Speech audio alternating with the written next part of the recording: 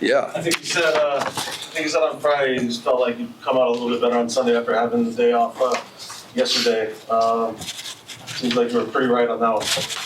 Yeah, I mean, like I said, we were pretty dinged up on Friday. Obviously,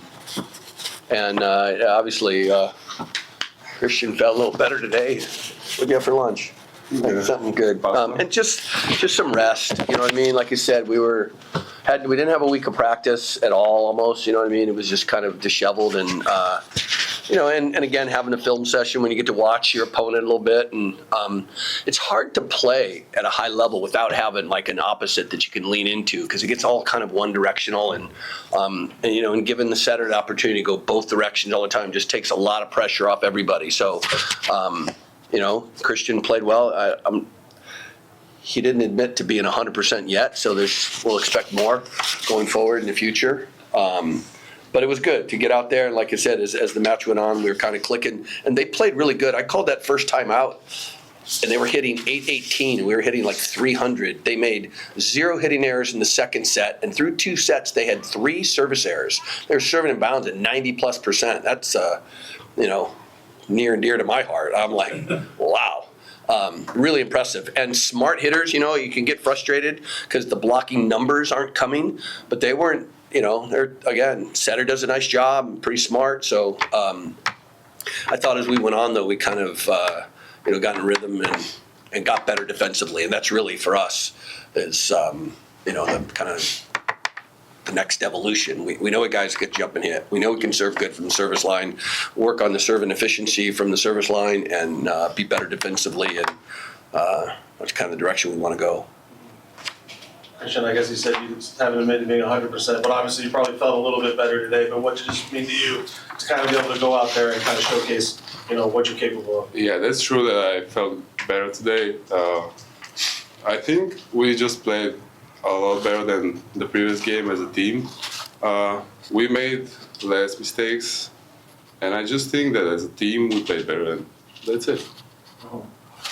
Tread, what's it been like through this 2 games this weekend plus the exhibition to play with this new set of players, new set of weapons going into this year? It's been really helpful. I think every game we've gotten better and gotten more used to playing together and more used to playing in the stand in front of all our fans. And just getting better as we go. Tread, what would you say was the biggest difference from night 1 to night 2 tonight? Kristian Titriyski. That's kind of it. I don't know. He wasn't feeling great the night before and maybe shouldn't have played, maybe should have played, but I think today he showed what he can do.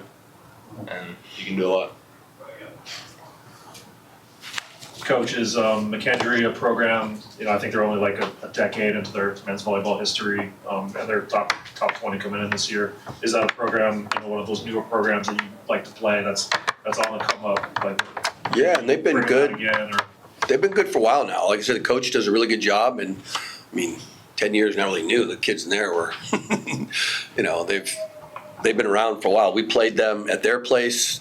Like when Capona was on the team, we played them at BYU. I think that was 2019.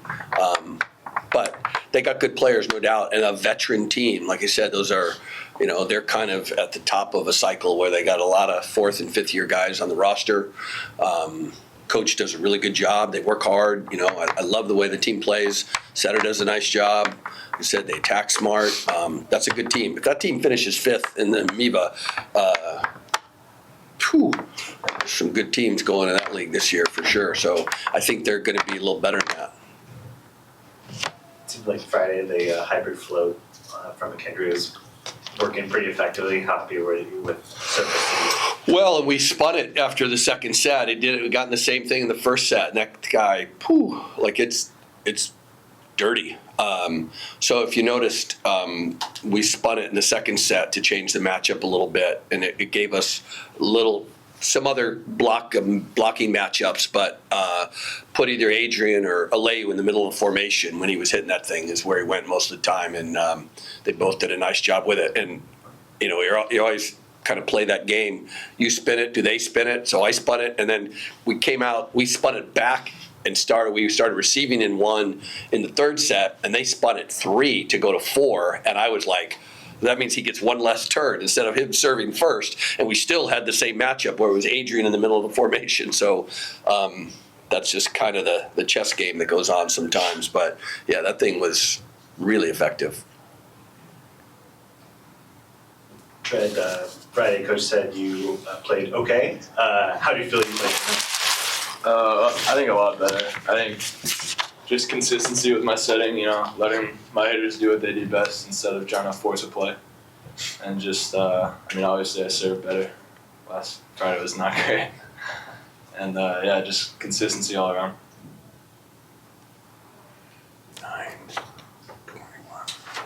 Coach, earlier today, I think you guys put out a statement about a member of your team. Is anything you would want to just add about that? Is what made you feel like you did have to issue something? Or Yeah, it was obviously I didn't know about it in the moment, and it was brought to my attention, and we addressed it, and that's where it's at. 24 errors for us. That's a nice number. If we can keep that around, like I said, under 10 and around 7.5, 8, we have a chance to be really good. 24 total is a nice number.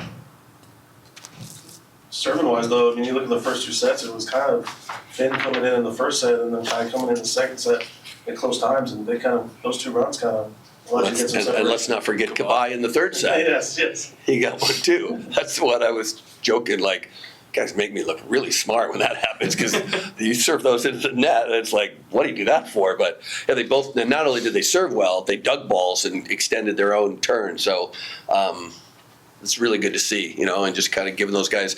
I was saving Finn in the second one because they were targeting Clay so much, and he was kind of getting stood up. He wasn't giving up the straight ace, but he wasn't passing really well. So to see if we would put Finn in for him. But he weathered the storm. He struggled a little bit there. But he ended up hitting 300 and, did his job. Sometimes you got to just, let him kind of play through it a little bit. And the passing settled down. Like I said, he's received 12 times with only 1 error. So. And when we moved a little bit, it got him out of where they were targeted. It made it harder. Aleu and Adrian ended up both having more reception attempts, which is good for us. any early thoughts, Coach, about Harvard coming in next week and what they present? Yeah, we don't have anything on them. Early in the year, they haven't played yet. One of my favorite sayings is smart guys do less dumb stuff. They got a lot of smart guys, so they're probably going to be pretty functional, and they're not going to shoot themselves in the foot, and you're going to have to play well to score and to win sets against them. A lot of talk about growing the game of men's volleyball and 7 new programs coming in at this level. You have brand new teams are moving up divisions. And what are you kind of seeing in the world of men's volleyball that's helping? Yeah, they're adding whole new leagues too. It's exciting. Unfortunately, I think the D2s are going to break away and have their own championship. I think it's if not when. I wasn't in the room when the MPS decided, like the MPSF, they've added these D2 teams on the West Coast.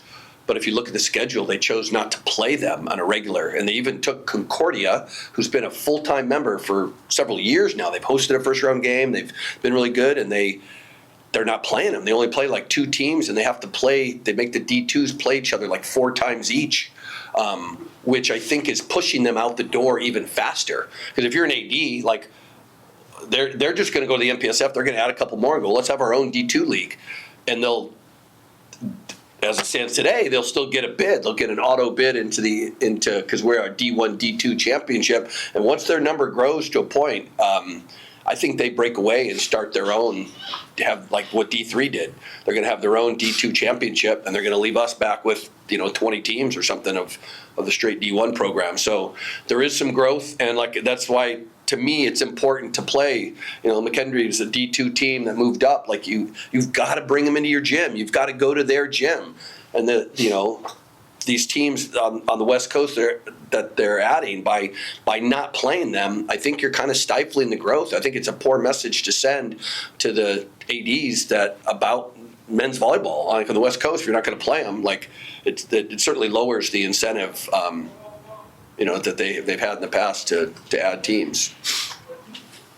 Do you know the split right now between number of D1 programs and number of D2s? I don't know. We've grown overall to like 60 something, but a lot of those, and like the whole, like the Carolina League and a lot of those, they're all, I think, kind of D2s, and you have I don't know exactly, but I know it's most, right? And I don't know what the magic number is when they decide, and McKendree's one of those now. I talked to the coach and she was saying, so there's a push in that league, and I think it may have already been approved. They're going to go to the GLVC, right? So there's a bunch of them are leaving, and Lewis and McKendree are both D2s, and they want to stay in the MIVA. They want to stay with Ohio State and stay with, Loyola, and not go into that D2 league. So they've pushed back on it. But I know I've talked to those coaches too. Their ADs are like, no, we want to go into that league. So we'll see. And, obviously the house settlement and how the scholarships come, all that is going to affect it in some way. But we just don't know how and when. Jim? Thank you.